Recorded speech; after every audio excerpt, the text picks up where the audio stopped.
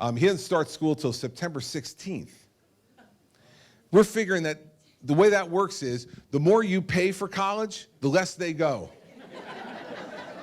So we pay all this money for Princeton, and they go less. They don't start till September 16th. He'll be done in May. I don't know what they're doing. But the good news is, since he's not back at school yet, he's taking care of his little brother and his little sister, and we're able to be up here. So whatever yelling's going on tonight, Andrew is dealing with the yelling tonight, not me and Mary Pat. So you raise your hands, you ask me questions, whatever on your mind. We'll answer whatever questions you have. And I'm thrilled to be back here, and we're looking to get your support and to hear what is on your mind so that we can answer your questions and let you know that there is leadership that's available for this country that can change things in a positive way, and we'll shoot straight every day with you. You may not like everything I say, but you'll know exactly what I think when we're done. So who's got any questions for me tonight? Yes, sir. Is it possible to get term limits for three politicians? Let me tell you something. I am incredibly for term limits. I don't know if it's possible, but I'm going to fight for it. Because here's why. I have term limits as governor. The president has term limits. So we're dispensable, but those members of Congress are indispensable, right? Doesn't make any sense. I mean, I've got a guy who serves in our state legislature who has been in the state legislature now for 41 years. 41 years. Listen, if you haven't gotten it done yet, go home, man. Another 2 or 3 years ain't gonna matter. 41 years, you should have gotten it all done, twice, right? So this is what I think. No one should serve in Congress longer than 12 years. 6 terms in the House, 2 terms in the Senate, 12 years total in Congress should be it. That should be the rule. Because what's happening is these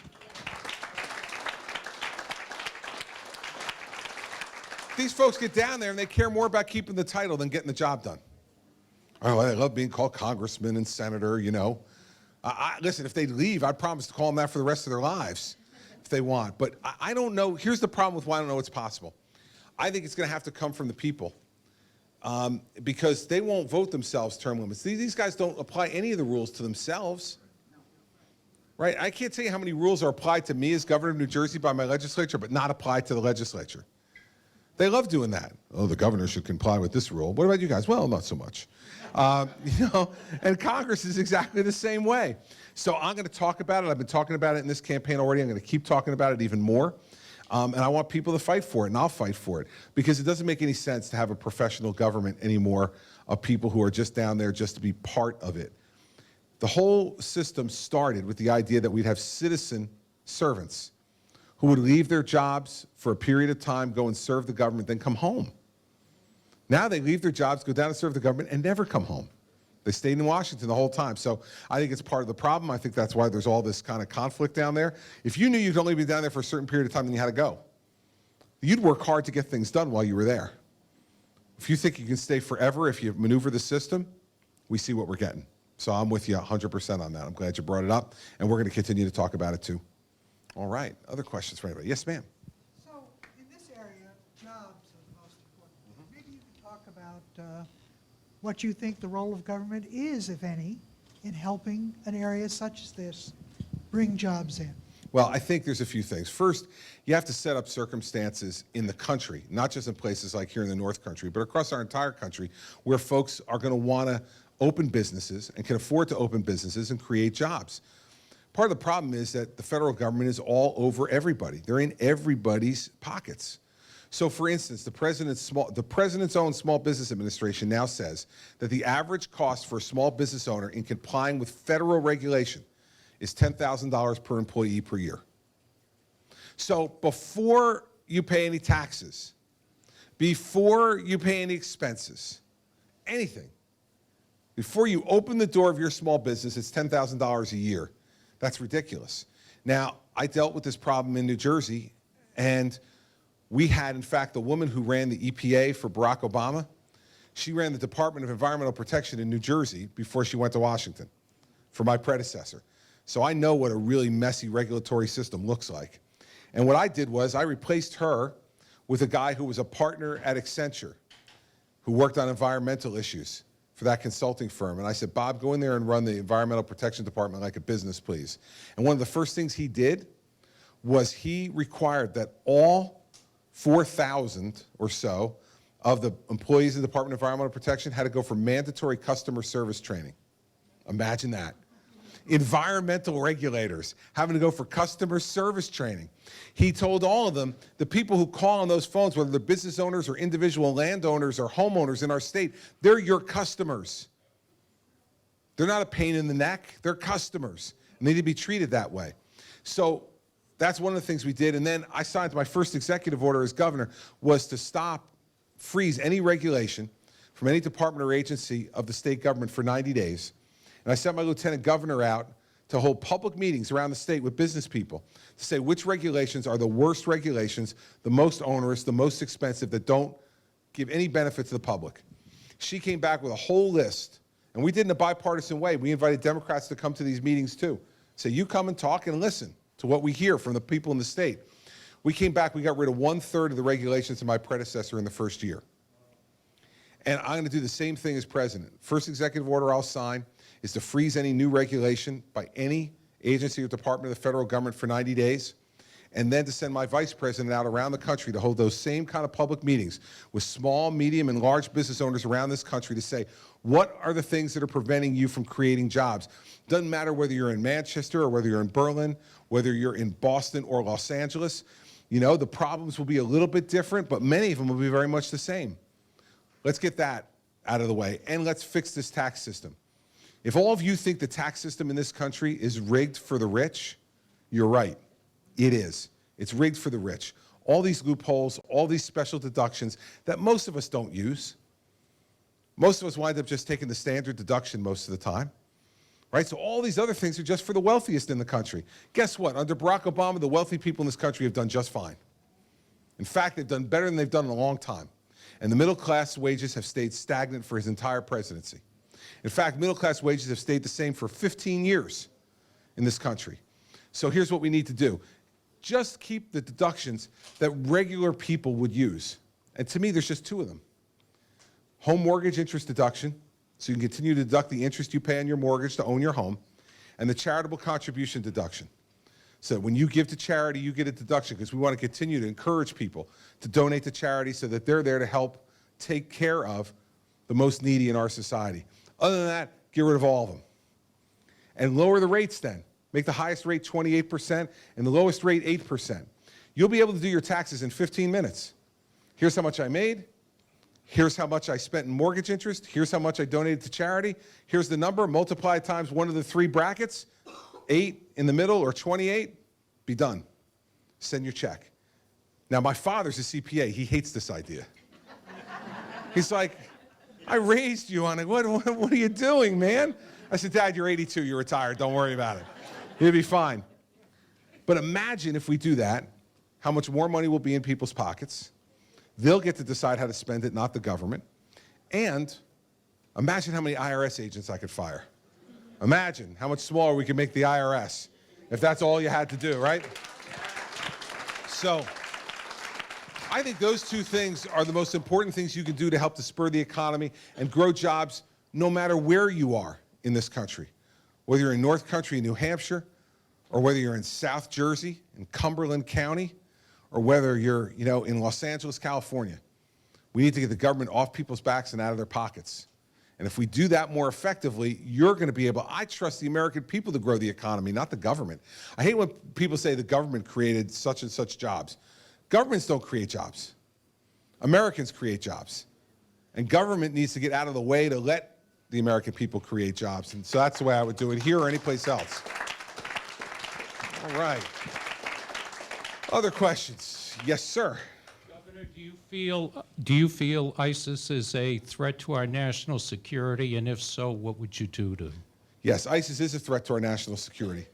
And let's remember something first before we get deep into ISIS about the 4 failures of this administration from a foreign policy perspective, right? They said the ISIS was the JV. And the president to this day still says that he has no strategy for ISIS. The second is Yemen. Remember Yemen, which they said was the model. Hillary Clinton said, and Barack Obama said, Yemen was the model for a burgeoning democracy. Look that way now? They said that Assad in Syria was a reformer. Ask the 240,000 Syrians that have been killed by Assad now whether he's a reformer. Ask those people who were killed with chemical weapons and the tens of millions of people who are fleeing Syria. And we've seen that on the news recently. And that young child who we all saw taken out of the water, drowned to death, trying to escape. They said Assad was a reformer. And they said we can trust Iran. And you know, the foreign policy of this administration is a disaster. And it's been devised by two people, the President of the United States and the person who wants to be President of the United States. So let's talk about what we do with ISIS, because I have a very specific idea of what we do. See, we've already been in Iraq. We've been in Iraq for a long time. And the president then got up and left Iraq, and now Iraq has gone to pieces, and ISIS has taken over large sections of it. And now large sections of Syria, because we didn't get involved there either. So I don't think that the right thing to do right now is to send American troops there. The Egyptians, the Jordanians, the Emiratis, the Saudis, all believe ISIS is a threat to them now. And they're right. And they want to fight them. But they need the most sophisticated weapons in the world to fight them effectively. We have them. We need to sell them to them. And then we need to train them all the way down to the battalion level on how to use those weapons most effectively. Third, we need to increase our intelligence in the area because ISIS is everywhere. It's not like a nation state where you just go, here are the borders, we fight in there. No, they're in Iraq, they're in Syria, they're all over. And we need to get that intelligence to give to the allies to be able to have them fight them effectively. And fourth, we need to get air cover to make sure that we soften up those targets so that when they go in, they can be effective. See, I think we should let them fight it first. And we should arm them and train them the right way to let them fight it. It's their fight. Now, if they can't win that fight, then we may have to go and win it for them, because ISIS is coming to get us too. There's no question in my mind. And remember something, of all the people who are going to be on that stage, there'll be 10 or 11 of us in 2 weeks at the Reagan Library for the second debate. I'm the only one who's been a federal prosecutor. I was named by President Bush on September 10th, 2001 to be the U.S. Attorney for New Jersey. And that next day, my wife went into New York the way she always did to go to work, went through the World Trade Center early that morning, went to her office 2 blocks away from the World Trade Center. And when that first plane hit and I talked to her, she said, no, it's saying the same thing they were saying on the news. Oh, it's just a commuter plane. It's no big deal. Everything's going to be fine. And then when we were on the phone, the second plane hit the second building. And at that time, our son Andrew, the one who's now 22, he was 8. And our daughter Sarah was 5. And our son Patrick was just a year old. And we didn't have Bridget yet. And I didn't hear from her again for another 5.5 hours. And the 2 older ones were coming home from school, and school had called us and told us, we told them about the attack, so be ready when they get home to talk about it. And I knew that my kids were getting ready to come home, and I was going to have to tell them I didn't know where Mom was, and I didn't know if she was okay or not. Luckily, 5 minutes before they walked in the house, she found a payphone finally in Manhattan that worked, and she called me and said she was okay. Now, we were lucky.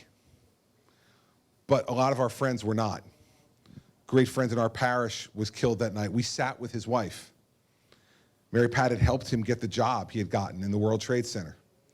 And she kept saying to us, he'll call, Frank will call soon. I'm sure he's fine. He's probably at a hospital somewhere. Maybe he hit his head. He doesn't remember who he is. They'll find him. Well, of course, they never found Frank. And now the gymnasium at our parish is named after him. Our oldest son, Andrew's best friend's dad, was at the top of the World Trade Center that day. And he died as well. And now, for the last nearly 14 years, we've watched this young man grow up without a father. And ever since he's had Facebook, every year on his father's birthday, he puts his father's picture on the front of his Facebook page. And he says, Dad, we'll never forget you. What I'm afraid of, everybody, is that we're forgetting his father and Frank Skidmore. and the other 2,998 people were killed that day. That's why ISIS is important, because they're the next Al-Qaeda. They want to kill Americans just because we're Americans. And that's why I have this fight with Senator Paul that you saw in the first debate. I don't want to make America weaker. We need as much intelligence as we can get on ISIS and on every other group around this world who means us harm. And I trust our intelligence officers to do it the right way. And if they don't, then they should be prosecuted. But it doesn't mean you give them less information. The good ones need it. They work in a dark and dangerous world. When I was up in Littleton today, I had a guy come up to me who used to be with the NSA. He's retired now. And he came up to me and he said, "Governor, keep talking about the NSA." He said, "because those guys need help." He said to me, "They work in a dark and a dangerous world, and they need help." So arm our allies, give them the best intelligence, give them the best training, give them air cover, and then if they can't finish the job, then we need to go and finish it. But that should be our last resort, because when we go over there, ISIS is going to tell everybody this is the occupying, evil Satan Americans, and it'll help them recruit even more people. So that should be our last resort. But we can't take it off the table, because if we do, you know how they'll act. But you need a president who they're going to actually believe and that they might fear a little bit. And you know, lots of people say lots of different things about me, but they never say I'm misunderstood. And ISIS won't misunderstand me. You want to follow up? Yes, Governor. In regards to the Iran Accord, and now it seems that it is veto-proof. Yep. If you're president, what are you going to do about Iran and their nuclear capabilities? The reason that's hard to answer is we don't know what Israel's going to do in the next 16 months, do we? Now, our friends in Israel were told by this president, "We'll never let Iran get a nuclear weapon. Don't you worry about taking military action. We'll handle it." Now that we have officially stabbed the Israelis in the back, what are the Israelis going to do? Say, I don't know. Because what we'll do with Iran depends on what else happens, right? If Israel were to take military action, it may be a whole different thing that the next president's going to have to confront. If they haven't, then we have a different set of options. But what I'd say to you is this: I oppose this agreement. I think it's wrong. I know the Iranians will cheat, and when they cheat, the president has to hold them to account. And this much you can be guaranteed. If the Iranians cheat on my watch, they will be held to account with every tool that I have at my disposal, including bringing our allies back into the fold to let them know, we told you, you can't trust them. Now let's go fix this problem once and for all, because we cannot have the largest state sponsor of terrorism in the world having the most deadly weapon men have ever created. It's not only bad for Israel, by the way, it's bad for us. They're testing ballistic missiles right now. Those ballistic missiles are not to fire at Israel, they're to fire at the United States of America. So that's what I would do, but a lot of it's going to be determined by what happens in the next 16 months. Because if you're Bibi Netanyahu, I cannot believe that he doesn't feel betrayed tonight by the President of the United States. And for us to betray our greatest ally in the Middle East and the only democracy in the Middle East is a shameful act by this country and wrong. And we should have done it differently. So, yes, ma'am. I'm not quite sure how to phrase this. Okay. The country, to me, seems to be in a state of crisis. You know, 9 policemen have been killed in the last month. We have racial tensions, anger against the immigrants, Christians. The commander can't say Jesus on TV. It's like the country just, what would you do to give us back? I mean, to overcome this hatred, Sure. and I'm not expressing myself. No, I know exactly what you mean. I think I understand What exactly can what you you mean. do? And I see a lot of people nodding their heads. I think they understand what you mean too. Listen, here's the first thing inside the country that a president, I think, has to be responsible for: enforcing the laws of the country. See, we can't be a country of men and women. We have to be a country of laws. Because men and women change their minds, things change. We have to be a country of laws. And I think what you're seeing here, the systematic killing of police officers, the awful tension between the races in this country, is a symptom of lawlessness. Because the folks in our minority communities, many of them, who are acting out because they feel like justice is not applying to them. Feel like the law is not being applied fairly to them. Our police officers are being killed, and we're not standing up to defend them. The law is not being applied to them. This president allows sanctuary cities across this country to not enforce the immigration laws, so people feel physically at risk and also feel cheated. That they're playing by the rules, they're paying their taxes, they're doing the right thing, yet the rules are not applied to others. We have even stuff as simple as the marijuana laws in this country. Marijuana is illegal in the United States. Yet the president allows Colorado and Washington State, go ahead, get high. It's okay. I'll look the other way. I won't change the law, but I'll look the other way. Lawlessness makes people nervous and angry because when we don't enforce the law fairly and justly, everyone feels aggrieved. Everyone feels aggrieved. So the first thing I do as president is to make sure they understand, the whole country understands, that I'm for justice. I'm for law and order. And I'm going to enforce the laws, even the ones I don't like, because I'm the President of the United States and it's my job to enforce the law. And so that you'll be able to go to bed every night knowing that if you're an African American in this country, the law is going to be applied equally to you. If you're a Hispanic in this country, the law is going to be applied equally to you.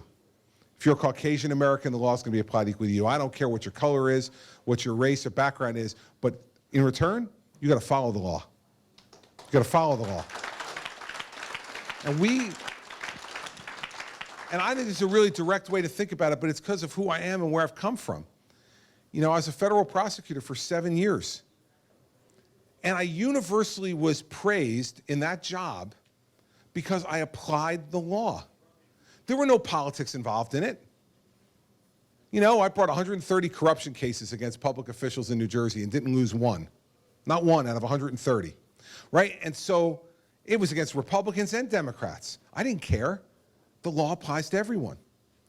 Drug dealers, gang members, white-collar criminals, corporations who break the law. I brought cases against all of them and won cases against all of them. And how did the public react to me before I became a politician? When I was a prosecutor, they were like, damn right, we like this guy because he was applying the law. We need a president who's going to do the same thing. And that's exactly the kind of president I'm going to be. That will help to bring our country together because the folks in this country who are lawless will be taken care of, sent to jail, and dealt with appropriately. The ones who follow the law will know that following the law pays off. Because in our country, those people who play by the rules and work hard are the ones that should be rewarded in this country, not the ones who break the law. And this president has not kept his word on that. When I'm president, I will. That's the way we'll do it.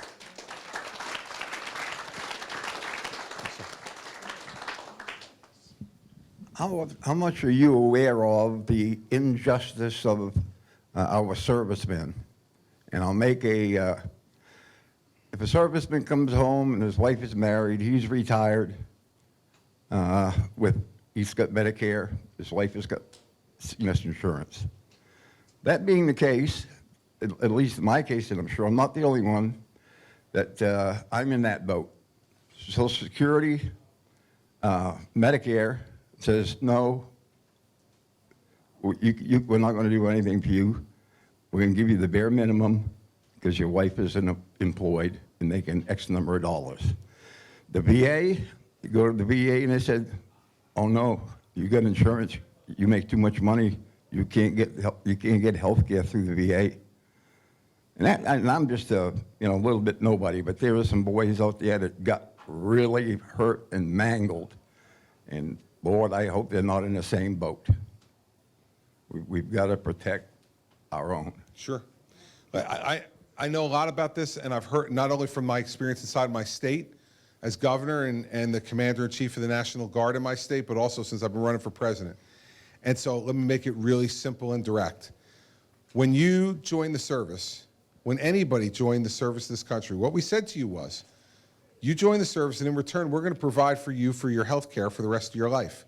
That was the promise we made to you. You serve, you put yourself in harm's way, we're going to provide for your health care. We have a VA system that's a scandal. They lie to veterans, they lie to the taxpayers, and they don't get the job done.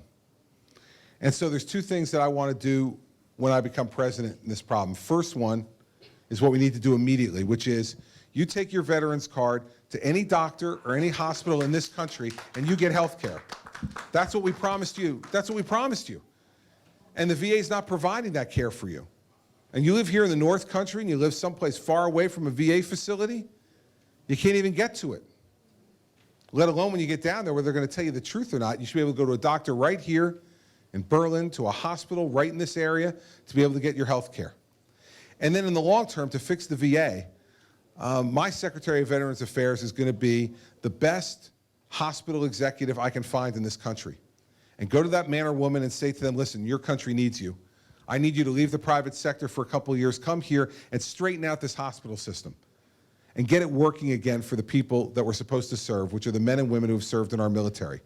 So in the short term, fix the problem for you so that it doesn't matter what you make or where you're from or what your wife or husband has. You served, and we promised you we'd take care of you.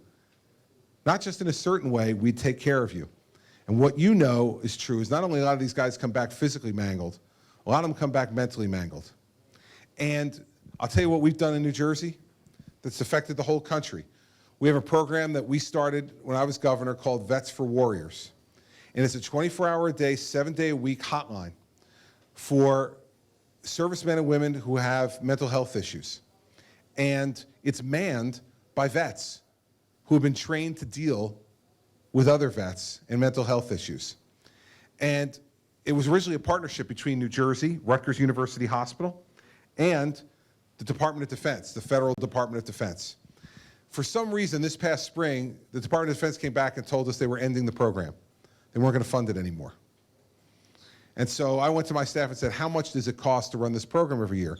And they said, well, Governor, to serve the vets in New Jersey, it's $400,000 a year. And I said, well, wait a second. But we're serving vets from all part of the country now, right? And they said, well, yeah. I said, well, how much does that cost? They said about $3.3 million. So I went to the two leaders in the legislature, two Democratic leaders of the legislature, and I told them about the issue. And I said, listen, we cannot turn this hotline off for these veterans. And the federal government's not going to pay for it. New Jersey should. Would you put the $3.3 million in the budget? If you do, I'll sign it. And I got to give both these guys great credit. They never blinked. They felt as strongly about taking care of our vets around the country as I did. And they said, yes, Governor, we'll put it in. They put it in the budget. So starting this July, the people of New Jersey are paying for that service for every veteran in this country. That will tell you what my commitment is to vets, because every time a vet commits suicide, and we could have prevented it, it's a sin. It's a sin by this country against men and women who selflessly served it in the military and were affected deeply by it. And so we're going to continue that program in New Jersey, and if I'm president, we're going to make sure that that's funded by all the people of the United States, because all the people of the United States owe a debt to those veterans and need to help them. So those are the kind of things I would do, sir, to make sure our vets are working, and thank you for your service. Thank you. Yes. Watching the news, we hear and see the major problem we face with people getting guns and killing so many innocent people. What can we do to screen people with mental illness so they're not able to get a gun? Well, it's interesting, you know, the legislature in New Jersey sends me all kinds of silly bills. I've vetoed over 400 of them as governor now. But one of the ones they sent to me that I've now sent back to them with changes is to increase our ability to get access to mental health records on folks and to give doctors the opportunity to involuntarily commit folks who are talking about committing violent acts. We're not focusing in on the mental health issues of people in this country who we need to prevent from committing acts of violence against others. And so the first thing we need to do is to make sure we have greater access to those mental health records. And we need to give doctors more authority to be able to put people into the hospital who are talking about committing violent acts. And I'm trying to get that through the legislature in New Jersey. It's on their desk. We'll see if they're going to do it or not do it. They said no the last time. We'll see if they say yes this time after some of the stuff we've seen. But remember the second thing. Guns don't kill people. It takes a human being to pull that trigger. And we need to be focusing on the criminals in this country. It's criminals. Criminals don't go into a gun store most of the time and buy a gun and get a background check. They buy them illegally on the street. They wipe out the serial numbers. And they use those guns illegally and they hide them. So part of the way we're going to slow down violence in this country is putting criminals in jail. Making sure they understand that if you're a violent criminal and you have a gun, we're going to put you in jail and you're going to stay there for a while. Also, we need to have our police officers be supported, as this woman was talking about before. Now, in my state, we had a city that for many years was called the most dangerous city in America, Camden, New Jersey. And 3 years ago, I got together with the mayor of Camden, who's an African-American female Democrat. And I said to her, we need to do something about crime in your city. She said, I know we do. And we came up with the idea to fire the entire police force. The police force had a big bloated union budget, big bloated payments that they were getting. They weren't doing the job. They had nearly 40% absentee rate. It was crazy. So we fired all of them, every last one of them. They took us to court, sued us, we won. We hired 400 new police officers for the same price we were paying for 240. And we said to those police officers, you got to act differently. You got to be part of the community. We want you to be walking the streets, riding bikes on the streets, not always in the cars.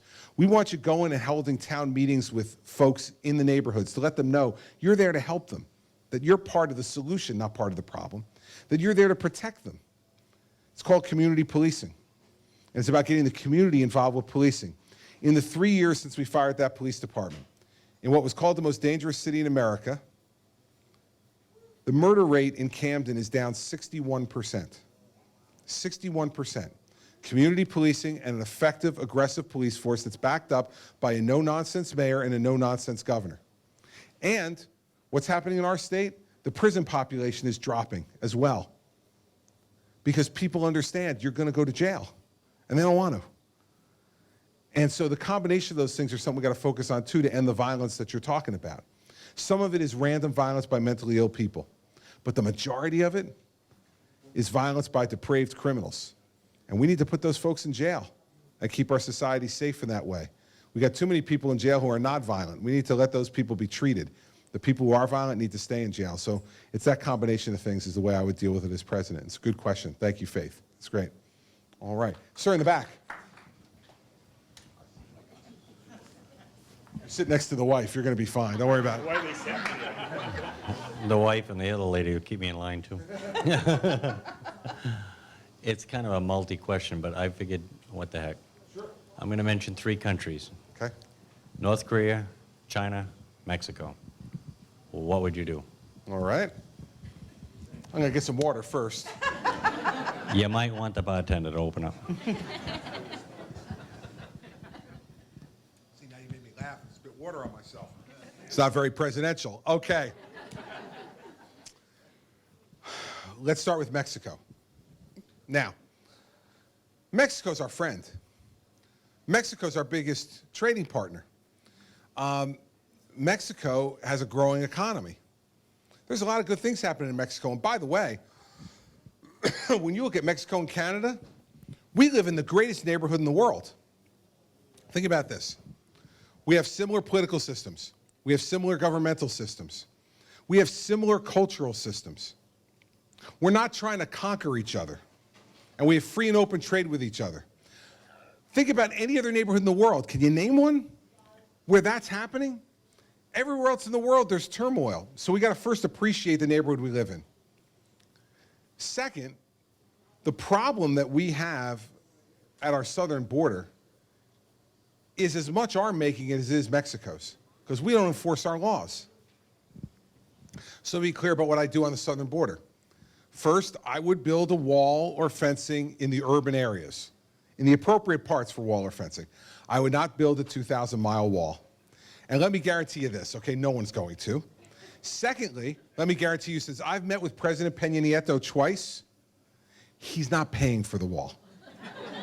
No, he's not.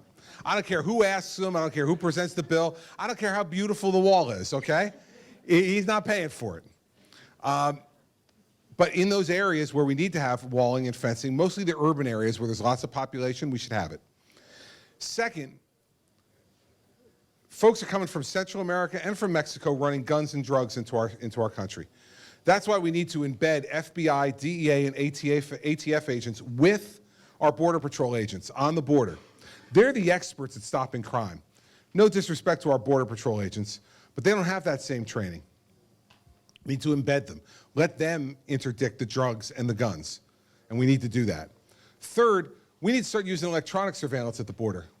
We have these drones. Drones should be flying up and down that border all the time, taking pictures, taking video to see what's going on so that, in the most remote parts of the border, we can then deploy human resources to those areas when we need them. If we see activity going on, send people there. Don't have people there all the time. It's not efficient. But when we need them, we should send them there. Stationary cameras and drones. We should use that electronic surveillance. Fourth, and this has gotten a lot of attention lately, we should be tracking people who come into this country on a visa. Now, I used the example of Federal Express. Now, no one other than the ridiculous liberal press in this country believes that what I meant was that we're going to put people in a box and track them like FedEx, that we're going to put a label on them. And no, okay? What I was talking about was using that as an example. If Federal Express can tell you where your package is, from the minute it leaves your house till the minute it gets to its destination, the technology exists for us to be able to keep track of people who come in here on visas. And the 11 million people who are here illegally, 40% of them are not people who came over that southern border. They're people who came here at our invitation. We gave them a visa for a certain period of time, and they decided, hey, we like it here, we're gonna stay. No one needs to get a label put on them.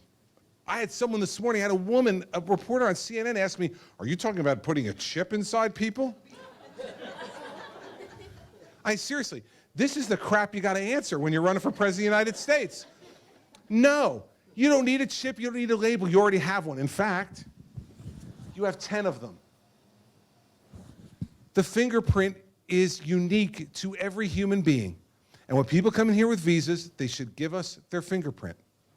And we should be able, when they go to use other services where they have to have their fingerprint, when they overstay their visa, put them in a database for people who've overstayed their visa. The way we put people who commit other crimes in the National Criminal Database with their fingerprints to catch them. This isn't hard. I said, you know, I'd bring Fred Smith from Federal Express in, the guy who founded Federal Express, he'd figure this thing out in 3 months. This isn't hard. That's the fourth thing we need to do. And let me make again clear, I'm not talking about labels or chips or packages. This is what we call in the English language an analogy. But when you're running for president, people in the press don't want to, use that, an analogy. That's what it is. I didn't mean I was going to put people in a box with an orange and blue label when they come into our country. Fifth, businesses are a big part of the problem on this. They hire illegal labor, and they exploit it because it's cheaper, and they don't have to pay taxes on it, right? And so why do these people come over the southern border? Now, some of them are running guns and drugs, but that's a minority of them. Most of them who come over the southern border want to work. If they knew they couldn't get a job here, they wouldn't come. So here's what I propose. Every business in this country has to use E-Verify. And if you hire someone illegal and we catch you, your fine is double whatever profit you made off that person. You start charging businesses double in fines what they're making, they'll stop the illegal conduct. Right now, it's profitable for them to hire illegal people. If we make it unprofitable, business is simple, right? Lots of these problems are complicated. Business is simple. They do things that make them money, and they try not to do things that lose them money. So let's not have them hiring people who are here illegally. You do those 5 things, I think we could straighten out the big problem we have with Mexico and the Mexican border and start talking about all the positive things that can happen between the United States and Mexico in a good neighborhood. North Korea. North Korea is the example of where we're headed with Iran. Well, it was negotiations, not sufficient verification. They weren't going to have a nuclear weapon, now they have one. Now they're testing missiles. And it is a closed, awful society that treats its people terribly. We have to stand strong with South Korea. We have to stand strong with Japan. We We have to stand strong with Taiwan and make sure that the North Koreans and the Chinese understand that we are not going to allow communism to dominate that portion of the world. And we have to stand firm on that. Now, I'm not talking about going to war with North Korea. We won't do it unless we have to. But we need to make sure they understand by doing more military exercises in that area of the world, by making sure that our friends are armed appropriately and that they're protected. That's the way we have to contain North Korea and the craziness that goes on there. What was the third country? It was China. Okay. So now China, listen, that's a more complicated relationship, right? Our two economies are becoming much more interdependent. But the Chinese will test us, and we have to push back. They're building these artificial islands in the South China Sea and claiming jurisdiction in the South China Sea to control shipping lanes. No, no, no, no. This president won't fly over those islands. He won't sail within 12 miles of those islands, even though he says that they're really not Chinese islands. Well, then why are you respecting him that way? Let me guarantee you something. If I were president of the United States, I'd fly Air Force One over those islands. So he understood, the Chinese understand, the commander-in-chief says you have no right to those islands, and these are free, open, blue waters that everyone should be able to use to navigate without restriction. I don't think the Chinese want conflict with us, but if we're willing to be taken, they'll take. And so you need a president who tells them not only the things that we'd like to do with them from an economic perspective, but a president who's also going to tell them the limits of our patience. We don't want to have a fight, but we won't walk away from one. And so they need to understand, no more building these islands in the South China Sea. No more respect for sovereignty there, because you don't have sovereignty. And by the way, one of our best allies, Japan, is very threatened by this. The Japanese have stood with us. We need to stand with them. They need to know where our loyalty is. Our loyalty is with the democracy, not the communists. We'll work with the communists, but we have to be loyal to the democracies in this world so they continue to stand strong and stand firm with us. And lastly, the Chinese have to stop the cyber warfare against us. They have to stop hacking into our systems. And if they start to do it, we should return the favor in kind. We have just as great, if not greater, experts in cyber warfare than they do. And if they want to play that game, then it's time to play that game back. And guess what? In a society like theirs, where the control of information is important to their staying in power, where for us it's openness of information, they're the opposite. They're not going to like it if we start hacking into them. Because they lose control of their information, things could go a little crazy inside that country. They like controlling things, as we saw at Tiananmen Square. Right? So those are the things I would do as to China. Strengthen our economic relationships with Taiwan, with South Korea, with Japan. Make sure that they understand that we're going to have a free and open society in that part of the world, and we're going to enforce it so that they know that, you know, there are limits to what we're willing to put up with. This president has shown no willingness to show people that there are limits to America's patience. I don't think anyone will doubt that there's limits to mine. And that's exactly the way we'll run things with those three countries. Good question. Thank you very much. Yes, sir. My grandson just came out of parochial school, went to the general high school. Yep. Grade school. And he was having trouble with Common Core math. Now, I ran electrical testing and engineering, owned an electrical testing and engineering company, and my wife is as bright as the sun. So we said, send us up a problem. We want to see what you're going through here. Why isn't it? It was the most convoluted, ridiculous thing. Now, she and I couldn't do it. Yeah. Something's wrong there. Yeah, very wrong. Here's what I tell you. First off, in our family, I tell my son Patrick, who's now 9th grade, had algebra last year. He was come home and he was having some trouble with algebra. Faith, you loving algebra too? Yeah. Yeah, with you. Well, you're smart then. 6th grade algebra, right? So here we go. Patrick, one night, Mary Pat was out, and Patrick came to me with an algebra problem. And I looked at him, I said, Patrick, Dad's got to be honest with you. If a guy came into this house right now and put a gun to my head and said, do this algebra problem or I'll blow your brains out, I'd say, pull the trigger and put me out of my misery, all right? So forget Common Core. I mean, any of that would be, I mean, I'd be calling you too, okay? Here's the problem with Common Core. problem with Common Core is we started having it in New Jersey. It was being implemented before I became governor by my predecessor, and I continued it. I said, all right, we'll give it a try. After 4 years, I've now ended it for the very reasons you're talking about. 3 different sets of people can't stand Common Core: parents, teachers, students. Now, in the school system, there's really nobody else. Parents, teachers, and students all don't like it, so we've eliminated Common Core. It makes no sense. And it made less and less sense the more the federal government got involved with it. It started off as a good idea to have high standards by the nation's governors. The Obama administration came in, the Federal Department of Education took it over, and what it ended with was the math problem that you just saw. And so what I've done in New Jersey is we're ending Common Core. We're coming up with our own New Jersey-based standards and our New Jersey-based curriculum that's being devised right now by a committee of parents, teachers, and administrators. Education should be out of Washington, D.C., and it should be in each local community. And that's the way education needs to be run. And I'm speaking from experience because I tried it. I'm not going to go one of these guys who said, oh, I'm not even going to try it. I tried it. It doesn't work. It doesn't work. And lots of parents and grandparents have told me the same experience that you just related, especially about the math. And, you know, it's time to end that kind of stuff. Yes. Here you go, baby. Well, first of all, Governor Christie, I want to thank you for coming to Berlin, New Hampshire to talk to us. But I feel privileged they put me up here because, and met your wife, but I just came here because I'm concerned about this country and I have a couple of questions. Good. I'm concerned about the future of my children, my grandchildren.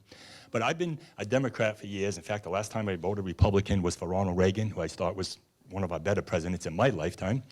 But I've been following the debates and the political advertisements and everything, and I've watched all the things you've done for New Jersey, which I congratulate. You've done great things for the state of New Jersey. But now if you're president of the United States, you're not dealing with a state Senate or a state Congress. You're dealing with the United States Congress and you're dealing with the United States Senate, which is a totally large-scale project.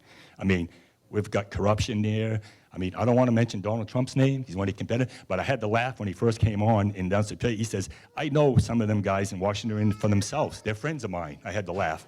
So we know that. But how are you, as President of the United States, going to change this corruption and these things, that problems we've had for years and years? How are you going to change that in 4 years? You said, we haven't heard about a plan. Okay? My second concern about the platform is you mentioned a number of times that we need to strengthen our military. Based on the Iran crisis, I don't think anybody in this room knows all the idiosyncrasies about the Iran crisis. I don't. It's probably, you know, I don't know, hundreds of pages with that agreement. But I think we have a very strong military. I'm an educator here in Berlin for years and years, and if I had my students research the unit, we have the strongest Navy in the world. We have the strongest Air Force.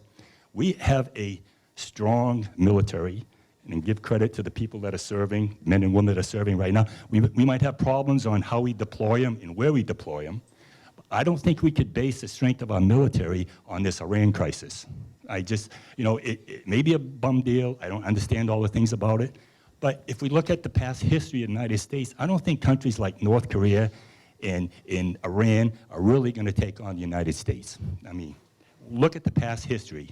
You know, they'd have less common sense than some of my sixth graders if they want to try that. I mean, you know, so I want to know what you're going to do, what you're going to try to do in 4 years to turn this thing around like you did for New Jersey on the large scale of the federal government.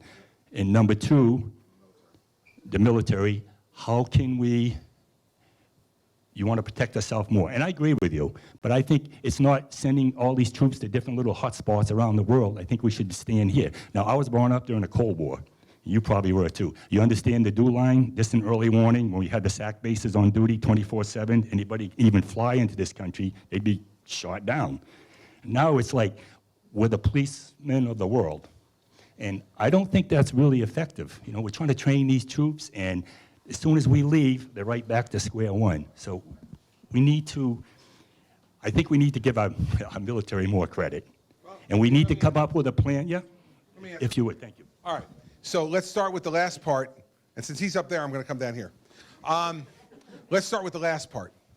Now, we have a great military. And when I say we need to strengthen our military, that's not meant to diminish the activities and the conduct of the men and women who are doing it right now. But here are the facts. The facts are that the president has lowered the size of the United States Army to its lowest level in decades. And he's just ordered it to go down another 40,000 troops. And it's down nearly 80,000 from where it was when he came into office. So now we're talking about bringing the size of our Army down to 400,000 active duty members of the Army from over 500,000. I think we need to be back to 500,000.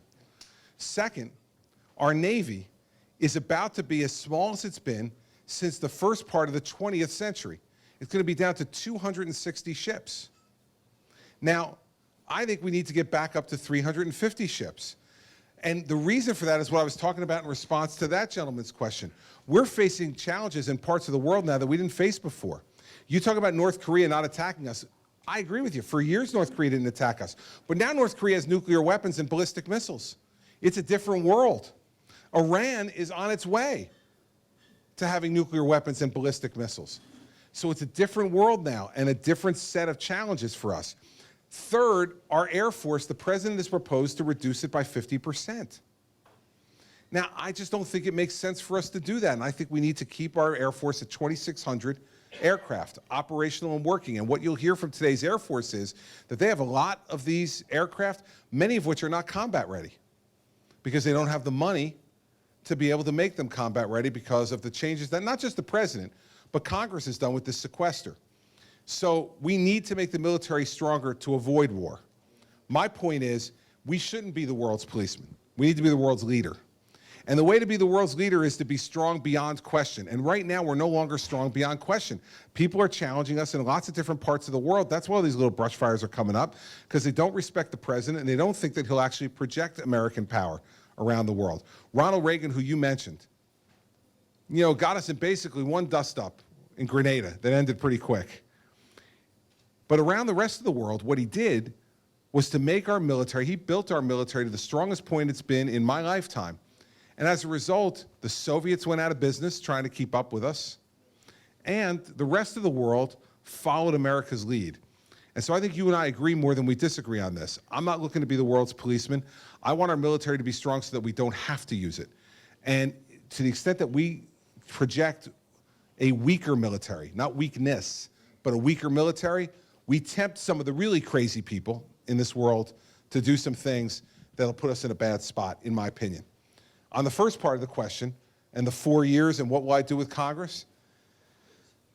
Listen, they need someone in the Oval Office who knows how to do two things at one time. All right? You need to be tough and strong, but you also need to have a table that you're always willing to sit at. Now, when you negotiate a deal, no matter what kind of deal you're all negotiating, I kidded before about buying a car, but whatever deal that you're trying to negotiate, if you project strength, the person on the other side of the table, if it's credible, says, okay, I'm dealing with a strong guy on the other side of the table, I'm not going to get everything I want. They put them in the mood to compromise. If you come to the table weak, the person on the other side of the table says, well, let's see how much I can take. It's not bad, it's natural. It's the natural kind of human interaction. What's happened with Congress is this president has ignored them. Think about that. I read in the paper 4 or 5 weeks ago, that was the first time that John Boehner had ever been on Air Force One. He's been the Republican leader for all 7 years of this man's presidency. He's never had him on Air Force One. Why does that matter?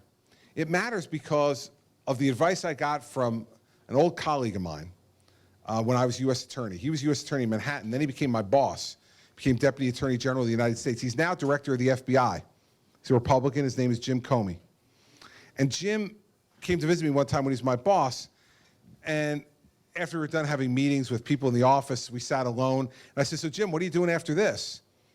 And he said, I'm going to the New York Times editorial board. I said, Jim, you're a Republican Deputy Attorney General under George W. Bush and John Ashcroft, and you're going to the New York Times? Do you have a death wish? What's wrong with you? And he looked at me and said, Chris, you don't get it. He said, I'm going to the New York Times editorial board because it's harder to hate up close. It was the best bit of political advice I ever got in my career. It's harder to hate up close. And so what I've done in New Jersey, and the same thing I would do with Congress, is get to know all these people, all the important ones. Have them to the White House, have them to Camp David. They want to ride on Air Force One and eat the M&Ms, come on board. Fine by me. It's harder to hate up close. Right now what they do is they stand in opposite corners of the Capitol, they have press conferences and yell at each other. And the president's a bystander sitting up at the White House. Democrats say they don't get to meet with this president. They don't get to talk to him. If you're president of the United States, you have the greatest home field advantage in the world. I've been in the White House a bunch of times, and I will tell you, even though I've been there a whole lot of times over the last 13 years, when you walk through that gate and you're walking down that driveway headed towards the White House, if you're an American and your heart doesn't start beating faster, then you got to get your heart checked out. It's a great home field advantage for the president. You know, you want to put somebody in Marine One and take them out to Camp David? Let them stay there overnight. Come sit and talk with them there. The whole atmosphere will get different. It doesn't mean that you solve every problem that way, but you set up the atmosphere that lets people know you're willing to work with them, you respect them. Every one of those members of Congress got elected by you, by folks like you all across this country. They deserve respect too. The other side of the coin is there's only one president. And when they walk into that Oval Office, let me tell you, if it's anything like when the legislators come into my office at the State House in Trenton, the same office where Woodrow Wilson sat, the same office where General McClellan sat as governor of New Jersey, same office. I see them, man, when they come in. They kind of look around, and I know what they're thinking. They're like, it could be me. This son of a gun's gonna leave someday, and when he does, this could all be mine. You want them to feel that. And so there's no easy answer to this. There's not a 5-point plan that says you do these 5 things and you're going to get Congress to work with you. Right, and it doesn't exist. The reason it doesn't exist, it's a human interaction. And you've got to master that human interaction and get them persuaded to move in a particular direction. And you got to be willing to get your feet out of the cement. You can't say, hey, it's my way or the highway. Because if you do that, no one wins. Can I respond to your military spending? Sure you can respond to my military spending. So roughly, Only because he's sitting next to my wife. Go ahead. I think they can hear me without a microphone. Yeah, go ahead. They can hear you. When I respond to your military spending and thing, roughly 70% of what the United States government spends is entitlement. It's Social Security, Yeah. it's paying the debt. So that only leaves that 30% to do military, only 30% to take care of education, like his question, only 30%. I'm so glad you brought that up. Deal with the Veterans Administration. Yeah. We only have 30% of 100%. That's to deal right. with all these problems. Yeah. And it's not. Not when I'm president. Not, Just building the military. no. I mean, There's lots of things, and that's why I want you to go to chrischristie.com, okay, and see that I'm the only candidate of 17 in this race. And Senator Graham said this the other day. I was on the exercise bike at home, and I'm watching Morning Joe, and Lindsey Graham's on there. He's running against me. And he said the other morning on Morning Joe, you know, I got to compliment Governor Christie. He is the only person in this race, myself included, who's put forward a real plan on entitlement reform. Because you're right, 71% of our spending right now is entitlements and debt service. So just before I let you go into your third run here, okay? And I will. And then that's going to be your final one. 3 strikes, you're out. Wait 1 sec. That's why I put forward a plan. That's why I put forward a plan that's going to save $1.2 trillion over the next 10 years by reforming Social Security, Medicare, and Medicaid. Because listen, everybody, if we don't do that, we're going to be Greece. Forget about spending on the military or on anything else. We're going to be Greece if we don't do that. So we got to get with that program, and that's why I'm so glad you brought that up. And now you get your third and final run at me, and then I'm getting other questions. Okay, thank you. Why should U.S. Congress and U.S. Senators, even though they may just serve 1 year, they may get sick or they may get receive $90,000 a year for the rest of their life? They shouldn't. Benefits like insurance. How many of us here work 1 year and for the rest of our lives get $90,000 a year and benefits like free insurance? There's going to be no hands up on that one. That's within that 30%, that 70%. Of course it is. Now, let's be fair. It's a small part, but it's unfair. And listen, I'm going to leave the governorship in New Jersey after 7 years if I'm elected president or 8 years if I'm not. And no pension, no lifetime health benefits. I served, I got my health benefits paid while I worked. I made my salary. I put some money away in a 401k. That's what I walk away with. I'm not complaining. But if I'm not getting it, and I'm governor, why the heck should members of the legislature get a pension, which our members of our legislature do? The same way Congress gets lifetime pension and lifetime health benefits. It's wrong. And I had this back and forth with Governor Huckabee in the last debate. We were talking about entitlement reform. He goes, well, I want to get rid of Congress's pensions. I'm like, great, I'm for it, but that's this much in a sea of this. So let's not kid ourselves. It's important symbolically, and we should do it because it's unfair. Because the American people are paying for that, and they shouldn't have to pay for it. But listen, everybody, don't be fooled by the easy answers, okay? I could eliminate every congressional pension tomorrow, and it wouldn't do anything of any meaning to help us change Social Security, Medicare, or Medicaid, and how much those benefits cost. So you got to do all these things. You've got to do all of these things, and they're really important to do. But the symbolic stuff is important too, because right now the American people feel like they're being jobbed. They feel like they're being jobbed by their own government. And that's why they're so mad at Congress. Listen, Congress has a 13% approval rating. Now, my only mystery about that is, who are the 13%? All right, where are those people who are going, hey, look at that Congress, love what they're doing. Man, right, they're fabulous, right? Look at that. You know, there's no chance, right? I don't even know who the 13% are. So we need to do those things. They're really important. And the entitlement reform is incredibly important. And if somebody else asks me about entitlement reform, we'll get to that. But it's all really important stuff. And what you brought up is very important, and you're right. It's not only that, we should be investing in the National Institutes of Health to help partner with the private sector to cure disease and treat more diseases. We should be working with the National Science Foundation, whose budget went down last year 4%. We're not going to be the cutting edge technology country anymore if we're not investing in science. We should be doing those things, but we're not, because we're spending all our money on entitlements and debt. Everything's in the rearview mirror, everybody. We got to be looking through the windshield. We got to do that. Yes, sir.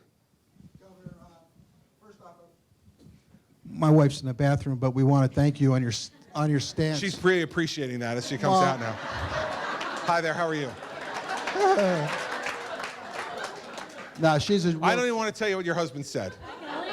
You can only imagine. Well, bless you, man. Bless you. As you already know, I love her shirt, though. Stand up now. Stand up now. Her shirt, she should be from New Jersey. Her shirt says she's an official member of the Piss and Moan About Everything Club. Man, you came to the right place. All right.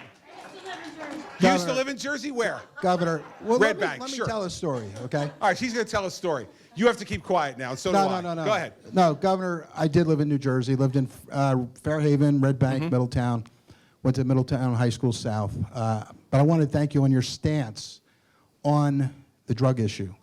14 years ago, I lost my 19-year-old son to a drug overdose. And what kills me every day, and I'm just going to ramble on here a little bit, but is that when I hear about the gun issue and the left wanting to take our guns away, yet they want to legalize drugs. And it boggles my mind, George Soros and the whole crew there, because I testified several times coming down from upstate New York, because she dragged me out of New Jersey to testify, and I saw Barbara Bruno, who you ran against, Yes, I did. sit there in a hearing about, let's say, needle exchange. She got pulled up to the governor's office, and she changed her stance. I mean, corruption with Corzine and the whole crew is bad. And I'm just. Well, let me first say to you and your family that there's nothing more tragic. Mary Pat and I have 4 children. I cannot imagine what you went through. And families in New Hampshire and in every other state in this country are going through it every day. We are losing young people and older people to drug overdoses every day in this country in epidemic rates. And, you know, it starts off for many of them as an addiction to painkillers, and they move quickly to heroin because it's cheaper and more available. And it's an addiction. Now, I put up a new ad here in New Hampshire. I don't know if any of you have seen it yet, but I put up a new ad in New Hampshire this week where I say to folks, I'm pro-life, but I'm pro-life for the whole life. Right? So it's easy to be pro-life when they're in the womb. But you got to be pro-life for the 16-year-old kid who's on the floor of the county lockup addicted to drugs. That kid needs our help. And the way to help is not to put him in jail. It's to give him treatment. It's not going to work for every kid or every adult. But every life we save is a blessing. And we got to stop talking about drug use as if it's a moral failing. Now, I'll give you an example. My mom was a lifetime smoker. She started smoking from the time she was 16 years old, which was 1948. Now, by the time 1964 came, she knew that smoking was bad for her, might kill her. She couldn't stop. I watched her. She tried everything. She tried the gum and the patch and cold turkey and all different kinds of things that she tried to do. When she was 71 years old, she got lung cancer. No one said to us, listen, we're not treating your mother. She got what she deserved. She knew smoking was bad for her. She knew it could give her lung cancer. She got it. She dies. That's the way it goes. Yet, with drugs in our society, other drugs, other than nicotine, we say to people, somehow we make a moral judgment, and we say, well, they made the decision, they tried it, now they're paying the price. There's probably not one person, I'd suspect, in this room tonight who hasn't made a decision in your life that you regret, that you wish if you could go back, you could change. There, but for the grace of God, go I. My bad decisions that I've made, and I've made plenty of them, none of them involved trying drugs, so I was lucky. But folks who do make that decision, make that mistake, they don't know genetically. They could wind up being hooked immediately. And then what do? We got to give them the tools to change their lives. So in New Jersey, what we do now is no nonviolent drug offender, not a dealer, not a violent person, but a nonviolent user who gets arrested. First offender no longer goes to jail in New Jersey. Mandatory drug treatment. Mandatory inpatient drug treatment for those folks through drug court. We're doing that because incarcerating them for the last 35 years hasn't worked. War on drugs was a good idea when it started. People were trying hard to combat this, but it's turned out to be wrong. More than 50% of the people in the federal prisons right now are nonviolent drug users. What are we doing? They're not getting better. They come out. For people who have not been through drug court, the recidivism rate is 62% across this country. For people who have been through drug court, you know what the recidivism rate is? 16%. This works and it saves lives. And so for me, I think we need a president who's going to stand up and say it and put drug courts in every federal court in America and put an emphasis on treatment. I'll tell you one last story. I went to law school. I'm a recovering lawyer, and I'm doing the best I can, one day at a time. And you know, the people that you study with during your first year of law school, if there's any lawyers in this room, you don't have to admit it, but if there's any lawyers in this room, you know the people that you study with in your first year, your study group, are the people you get closest to. You're scared. You don't know if you're going to make it. You all kind of hang together. You get to know each other well. One of the guys in my study group had a lot of advantages. He had gone to an Ivy League school. He was incredibly smart. He was one of the editors of the Law Review. He was the first one of us to get a job out of law school. He got a job at a great big firm in New Jersey. He was the first one of us to make partner at his firm. He married a beautiful woman who's a doctor. They had 3 beautiful daughters.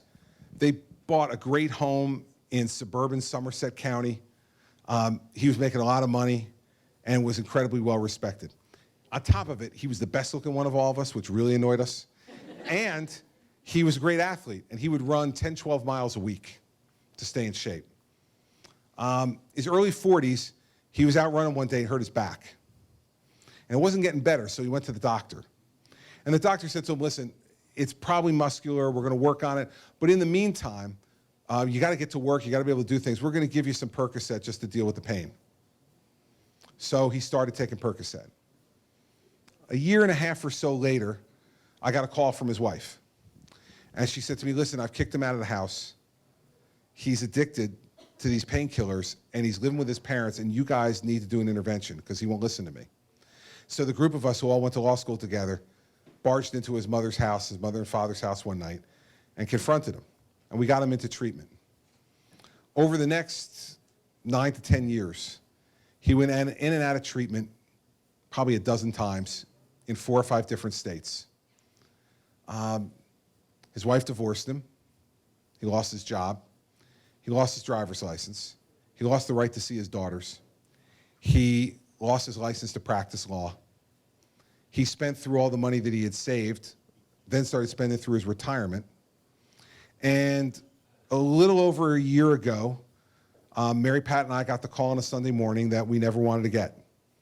They found him in a motel room with an empty quart of vodka and an empty bottle of Percocet, and he was dead. He's 51 years old. Now, by every way we judge success in our society, this guy had it.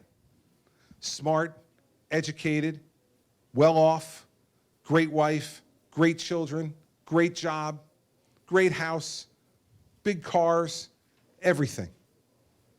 Drugs took it all from him. And when I sat at his funeral that day as the governor and watched his daughters cry because their dad was gone, I said to myself, you know, this can happen to anyone. And our society thinks that somehow it's just the poor or the uneducated or people who live in cities. You know, you've lived it. Unfortunately, it can happen to anyone. And so we need as a society to stop kidding ourselves. And we need a president who's going to stand up and say, we got to give treatment to people who need it. It's a disease. It's an illness. Like any other disease or illness, we need to treat people and give them the tools. We're not going to save every life. But every life we save is a miracle. It's a blessing. That's right. And that's what we need to do. And I can't express to you the feelings that we have for you in losing your child. It's a cross I bear every day. We bear. The one thing I would ask is, if you get to be our president, please have your wife take that on as one of her Both of us will. issues. Because, Both of us will. After the death of my son, I did start an organization called Damn Mad, and we partnered with law enforcement across the country. Right now, I'm a lonely realtor here down in Conway. So if you do want to buy some real estate, by the way, You're the guy. remember me, You're the guy. okay? And I'll do you right. I'm a Jersey boy. There you We go. Take care of each other. Listen, if I'm going to do it, I'm doing it with a Jersey guy. There You you can count go. on that. God bless you and good luck, okay? God bless you and your family, too. And I just say to everybody, this is one of those issues that touches every family in this country. Every family in this country gets touched in some way. Maybe not directly in their family. Maybe it's a friend. Maybe it's a neighbor. Maybe it's a coworker. But everyone's being touched by this, and we have to talk about it. That's why I'm doing ads on it now. That's why I'm talking about it, because leadership in this country means doing some difficult, unconventional things. And the last piece that I didn't mention that you mentioned is, and we're not legalizing marijuana in this country because it's a gateway drug, and I will fight to make sure that we enforce the law in all 50 states, not just in the ones that want to comply with the law, but all of them. Go ahead. Go ahead. I gave him 3, so heck, you can have a second one. My follow-up would be this: what could you do? I mean, when I talked to John Kasich, I asked him the same question, and that is that what are you going to do? We're talking about, let's say, immigration, about defunding San Francisco. What are we talking about? Defunding Colorado? No. What do we do to- No, you send in the DEA and you close down those places. That's what you do. It's not about defunding anything. You send in the DEA and tell them, do your job. Do your job. Seize their money, seize their product, it's illegal, and close their stores. And end it. And if the state wants to sue me, get in line. Sue me. But we're going to enforce federal law in every state in this country. Not just the laws we like, every one of the laws. And I am not going to let kids in Colorado and Washington State and other parts of this country believe it's okay to smoke marijuana. It is not. It is not okay to do that. And it leads to other problems, and it causes brain damage, and we know this. This is not debatable. These are verified facts. And some people think it's cool. And, you know, I had someone the other day say to me, come on, Gov, I love you. Just lay off the pot stuff. I'm like, yeah, no, I'm not going to. I'm not going to because of stories like yours, right? We know this. And we need a president who's going to stand up and tell the truth. So I'm not saying, like, I'm not one of those guys who say, throw them all in jail. You just heard me. But we got to enforce the law, everybody. We got to enforce the law, and then we've got to change the law to make sure that we're treating people. So we give them the tools they need to reclaim their lives. Every life is an individual gift from God. Every one. And we have an obligation in this country to treat that gift preciously. And not because we disagree with the decision they made, You know, we all made bad decisions. We're all lucky it didn't affect us in that way. And thanks for bringing it up. I appreciate it. Other questions? Yes, sir. I'll get to you. Yeah, just the cost of education nowadays. You have a son in college. I have one in college. You're gonna have two next year. You know, these banks borrow money from federal government for hardly nothing, and then charge you big bucks on interest. I mean, that's a middleman. Yep. Can we eliminate the Yeah. middleman and get these kids lower interest rates? Well, this is my 20th town hall in New Hampshire, and thank you for finally asking, because this is the 19th of the 20 where that question came up. Everybody's asking it. And so let me tell you a few things. We have two in college right now. We have Andrew at Princeton, and we have Sarah at Notre Dame, which means we just paid these bills in the last 2 weeks, so we are smarting in particular. You know it. It's $122,000 this year for those two tuitions. $60,000 at Princeton, $62,000 at Notre Dame. Right? So we know we feel your pain. And we got two more coming. A 15-year-old and a 12-year-old. The pain isn't ending anytime soon. Here's a few things. First, on the loans, it's ridiculous. You can refinance every other loan in this country. You refinance a mortgage, you can refinance a car loan, but you can't refinance student loans. Why? It's because we're making money off our kids. It's disgraceful. They should be able to refinance that debt just like anybody else can at lower rates if they can get them so that they're more affordable for them. And as president, that's exactly what I would let them do. We can't make money off of our kids before they've even started their lives. Second, we need to give our kids a national service option to pay off their loans. There's lots of things we could do to try to help improve this country. And if kids want to give service for a period of time when they leave, not just military service, but other national service, we should give them the opportunity to do that and forgive some of their loans for doing it. This will help to get that mortgage off their backs when they get out. But we got to deal with the price side too. I tell this story often in New Hampshire. You know, about 8 or 9 weeks ago now, maybe even 10 at this point, we got a letter from Notre Dame, from Father John Jenkins, the president of the University of Notre Dame. And the first paragraph was something like this. Dear parents, we want to thank you for the blessing you've bestowed upon us by entrusting the souls of your children to the University of Notre Dame for their education. Now, when you get done with that first paragraph, you hear the music from Rudy playing in the background, right? You can hear it. You close your eyes, you can see Touchdown Jesus. You can see the Golden Dome, your heart's pounding, and this is a priest, right? So for a Catholic like me, are you kidding? What next, Father? What's the next paragraph? He's a priest, it's the money paragraph, right? That's the next paragraph. He says, and so we're happy to tell you that this year, tuition at the University of Notre Dame will increase only 3.9%. Now, inflation's like 1.5%, right? Only 3.9%, the lowest increase in tuition at Notre Dame in 40 years. Think about that. A 4% annual increase in the tuition was the lowest tuition increase in 40 years. He said thereafter, and now that means total student cost for this year is $62,000. Now, let's say that Mary Pat and I said, you know what? At $62,000, we don't think Notre Dame's a value.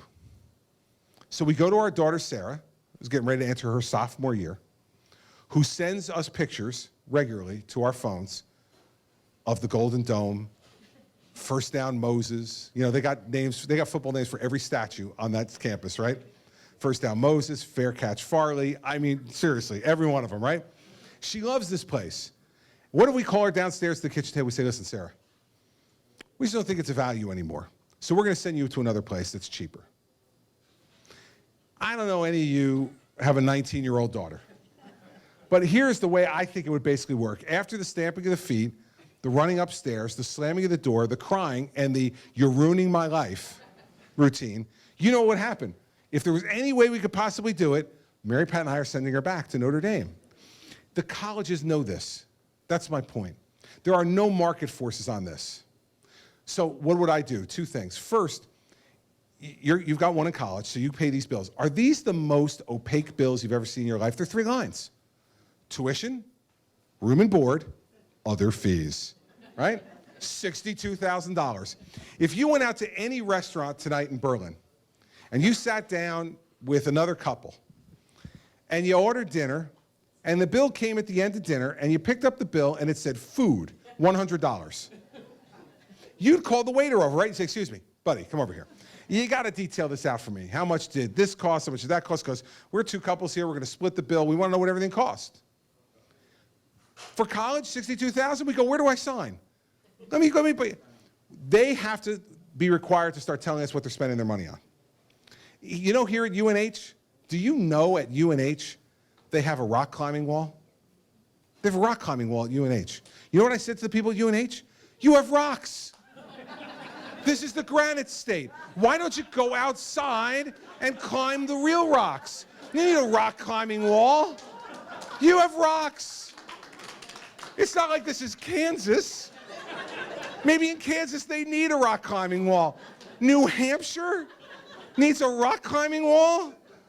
Come on, man. And as I've traveled around, Notre Dame, 2 rock climbing walls. Iowa State, rock climbing wall. I'm going to all these colleges running for president, and I ask these kids, do you have a rock climbing? Everybody has a rock climbing wall. There's a damn epidemic of rock climbing walls in American colleges. I didn't know that a rock climbing wall was now such an integral part of the American education. And you know that's just the tip of the iceberg. So they need to tell us what they're spending their money on every year, in detail in that bill. Secondly, you should be able to unbundle your bill. So let's say they list the different things that it costs to go to college. You should be able to pick the ones you want to use.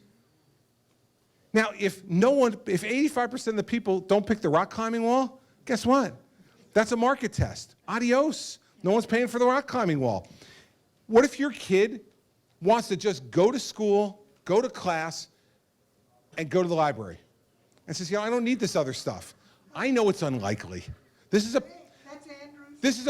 a parent's dream, okay? Stay with me for a second, would you? Come on, I can dream too, can't I? How about if that's all you could afford? You say to the kids, like, listen, I want to give you the best education you can, but I can't pay for all the other stuff. You should have the right to unbundle that bill and pay for what you afford to pay for. And that should be a market test on them as well. So now people say to me, how are you going to get this done, Governor? Like, it sounds nice, but how do you get it done? Here's how you get it done. When you're President of the United States, you say, if you don't do those things, you cannot participate in the federal student loan program or the federal grant program. Oh, we get their attention then, wouldn't we?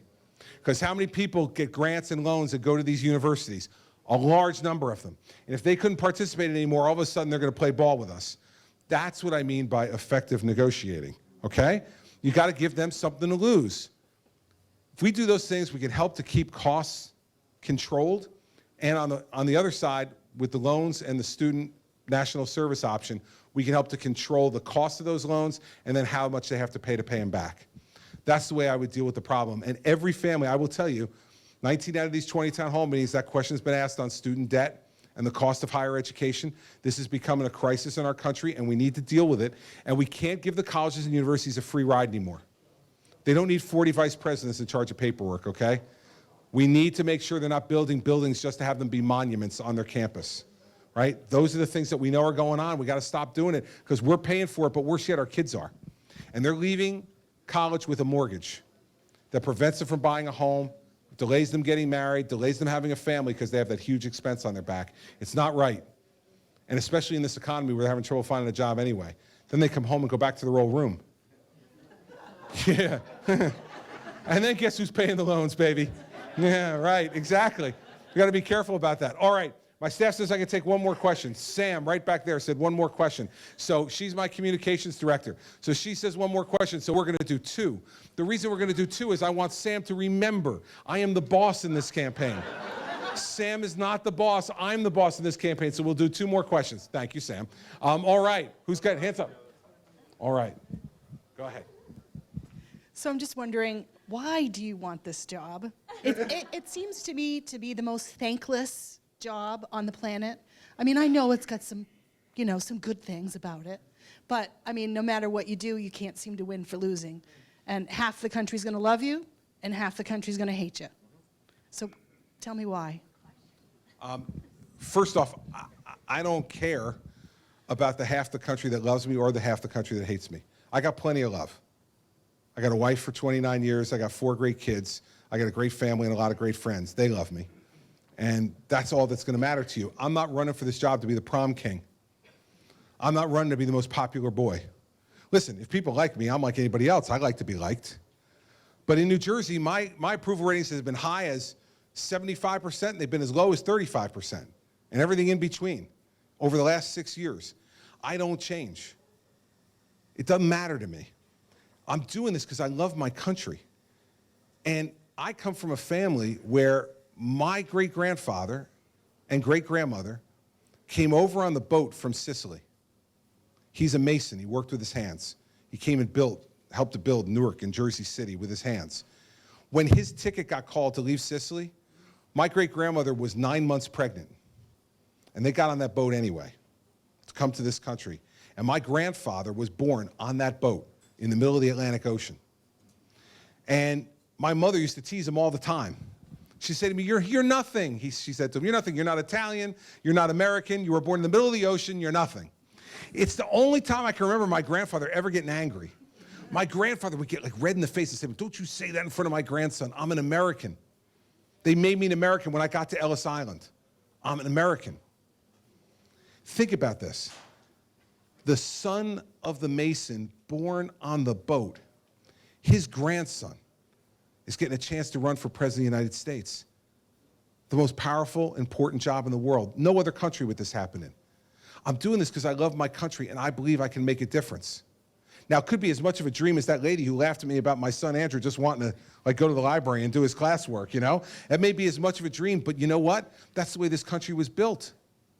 And I believe if you believe you have the skills and the ability and the desire to make your country a better place, then you have an obligation as an American to do it.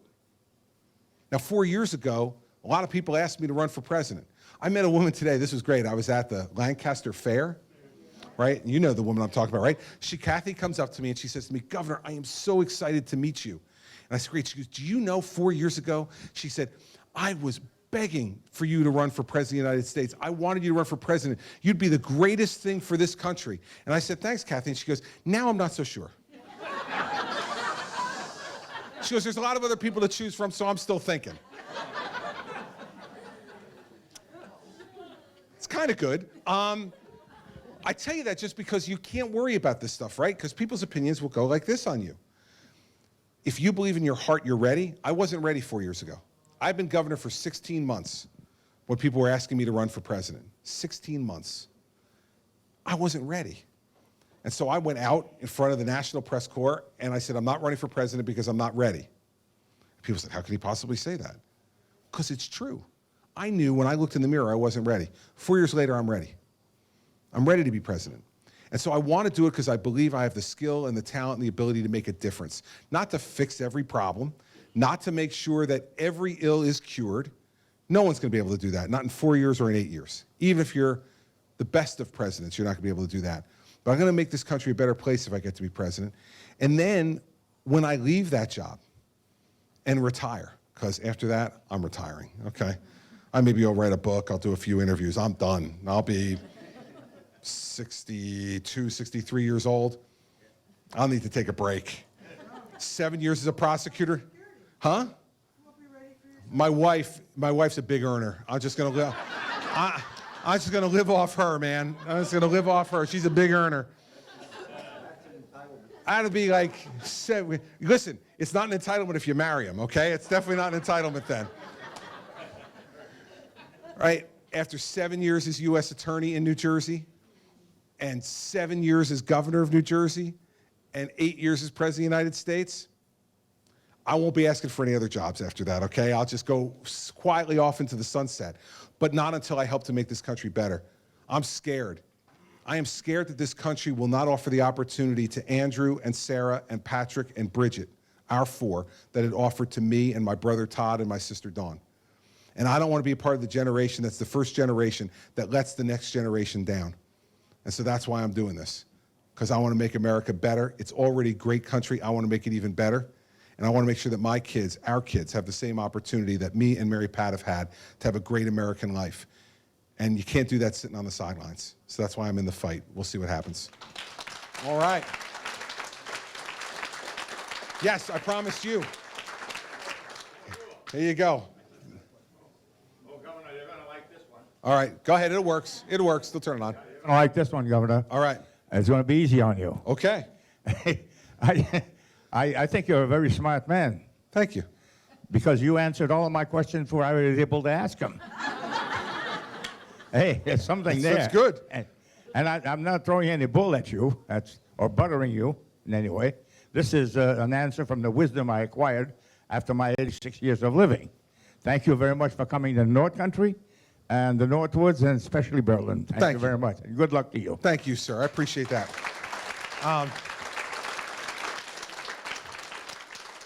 You know, every once in a while when you agree to do the extra question, it turns out to be a big problem. You are a gift. Thank you. I appreciate that. I want to end by saying two things to you. The first one is thank you.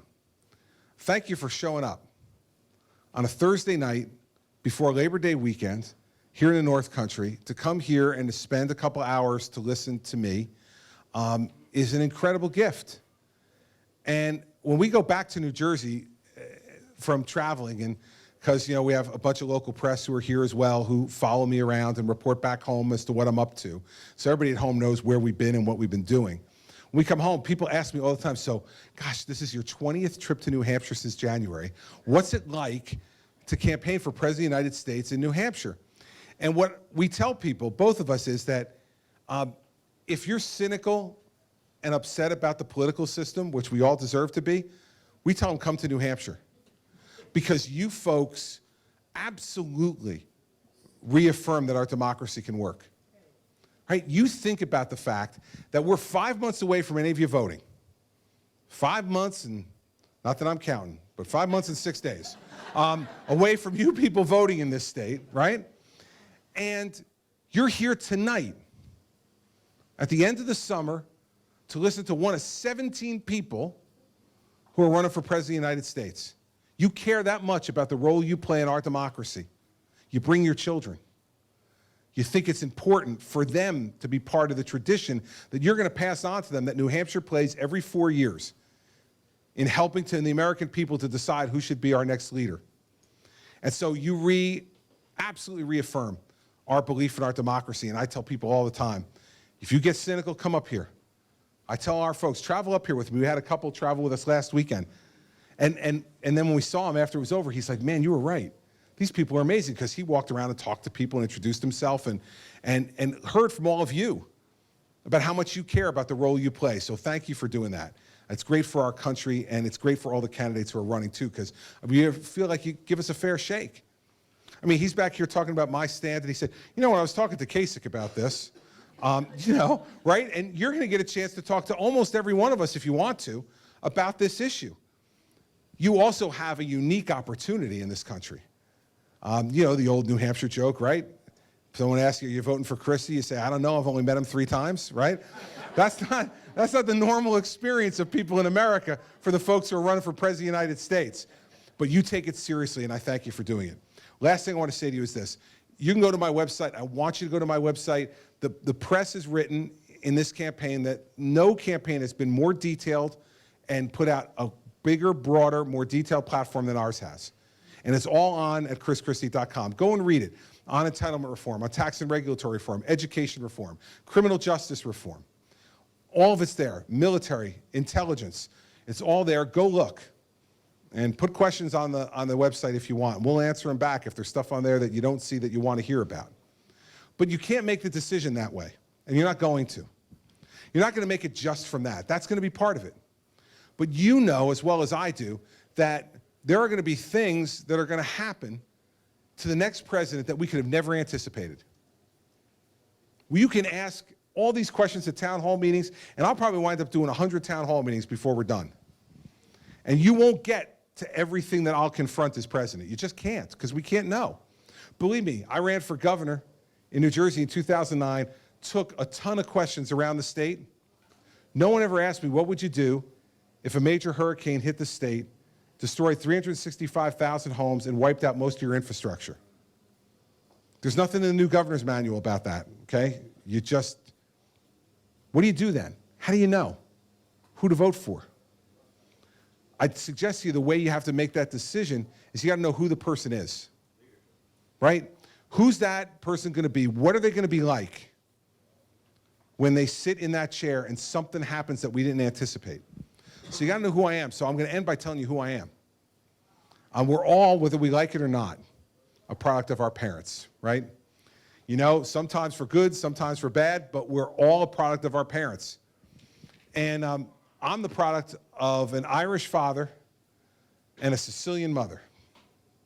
Now, for those of you who have had any experience with that combination, what it meant is, as the oldest son from that family, I became expert at dispute resolution very early on.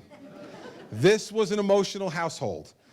And it was driven. Now, we're live streaming. We live stream these things every night back through the computer. So if you ever want to see, if you didn't get enough tonight, whenever we're doing town hall meetings, whether it's here in New Hampshire, in Iowa, South Carolina, wherever we are, you go on chrischristie.com and you can see our town halls. So I know that my dad, who's 82 years old, is sitting at his computer, as he does for every one of these, back home on the Jersey Shore, and he's watching this tonight. So Dad, how are you? I hope you're doing well.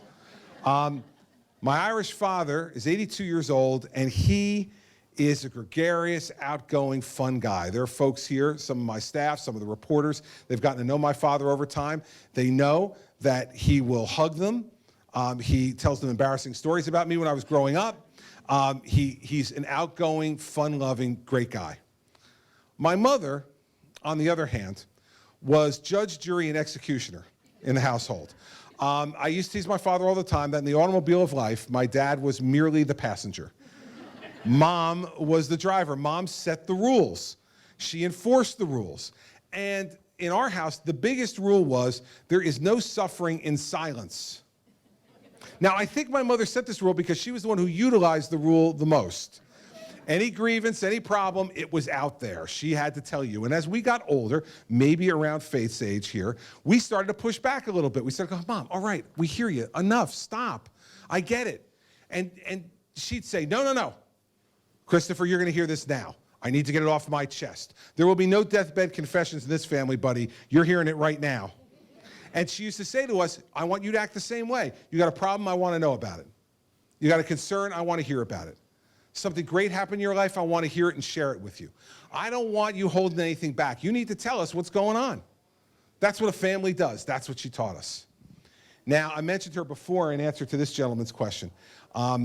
Mom, 11 years ago now, on Valentine's Day of 2004, was diagnosed with lung cancer. And this is a woman who had survived breast cancer, a woman who had survived a brain aneurysm, and then she got lung cancer. So we thought she was indestructible, both in the way she talked and everything she survived. But this cancer was tough, and it went after her with a vengeance. And I was U.S. Attorney at the time, and I went to the U.S. Attorney's National Conference at the end of April of 2004, and my younger brother called me when I was out at the conference, and he said to me, listen, Mom's taking a real turn for the worse, and if you want to see her again, the doctors say you need to come home now. So I got on the red-eye flight that night from San Diego. I flew home to New Jersey. I got in the car when I got to the airport, drove to the hospital where she was, and sat down next to her bed. And for any of you who've gone through this with a family member or a loved one, they started to give her morphine. And you know, with a cancer patient, that's kind of the beginning of the end. They're just trying to make her comfortable. And so she was kind of in that thing. So finally she woke up, and it was typical of my mother. Now, she hadn't seen me for a week. So she turned and looked at me, and she said, what day is it? I said, well, Mom, hi, good to see you. Been gone for a week, flew back to see you. Good to see you. It's Friday. She said, what time is it? I said, it's 9:30 in the morning. She said, go to work. I said, Mom, I flew across the country overnight to come and see you. I'm spending the day with you. She said, Christopher, it is a work day. Go to work. I looked at her, I kind of laughed. I said, Mom, what are you afraid you're not getting your taxpayers' money's worth? Like, don't worry about it. I know I work for the federal government. I'll make up the time. It'll be fine. I'm going to stay here with you. And she reached over and she grabbed my hand and she said to me, Christopher, go to work. It's where you belong. There's nothing left unsaid between us. I will tell you that other than the birth of our 4 children, it was the most powerful moment of my life. My mother was giving me permission to let her go. And what I thought about at that moment when I sat there was, damn, man, she was right. She was right. There were no deathbed confessions. None were necessary. We had shared everything. And at that moment, it was okay. It was okay for her to go because I had told her how much I loved her, and she had told me how much she loved me. And we had shared every problem and every success. Everything had been shared between us. And so I did as I was told. I stood up, I kissed her on the forehead, and I said, okay, Mom, I'm going to work. And she said, good boy. And I left. That afternoon, she went into a coma, and 3 days later, she died. It was the last time I ever spoke to her. And I will tell you that I have absolutely no regrets, none, because she taught me how to live my life. And then at the end of her life, she proved to me that she was right. And so now, as one of the most psychoanalyzed political figures in America, people, I tell people to get the hell off the beach. Then why did he say that? I tell someone to sit down and shut up. Why did he say that? Well, now you know it's her. It's her, right? I mean, that's the way she taught me to be. And I know that if she were alive today, to see this circus that my life has become, she'd have a lot to say, but I know there'd be two things for sure she would say to me. The first one would be, so, you're running for president, Mr. Big Shot. I changed your diapers. I know who you are, buddy. Don't you give me any. My mother would want me to keep my head on my shoulders. She wouldn't want me to change. She wouldn't want me to let this change me. And the second thing I know she'd say is, okay, if you're going to do this, you're going to ask these people to give you the greatest trust they can give to someone outside their family, to be the leader of their country, to give them their vote for President of the United States. Then you better tell them everything, Chris. You better tell them who you are and what you think and not hold anything back. And so this campaign and how I'm running it is not only who I am, it's a tribute to her. Because I know that's what she would demand of me if she were here. And I could tell you that there are plenty of times in this effort where I feel her here. I feel her.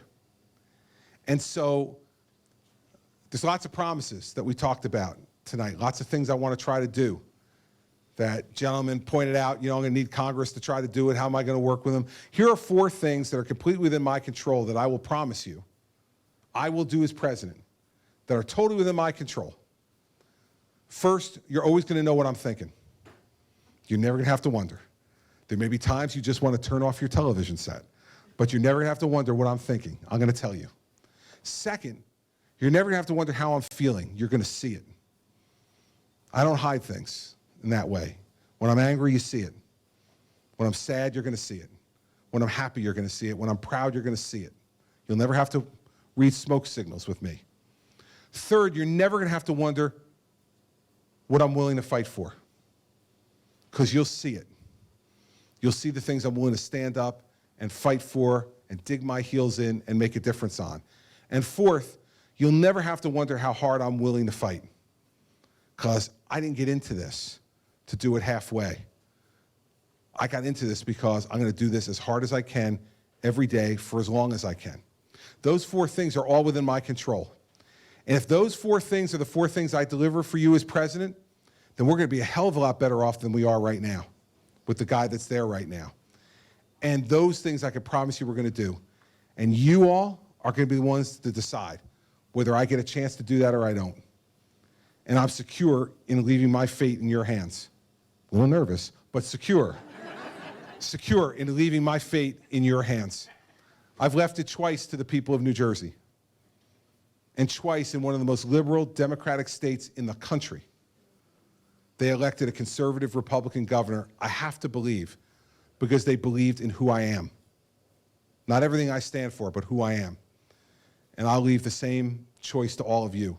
So happy Labor Day weekend. Thank you all for coming tonight and spending time, and I appreciate you being here.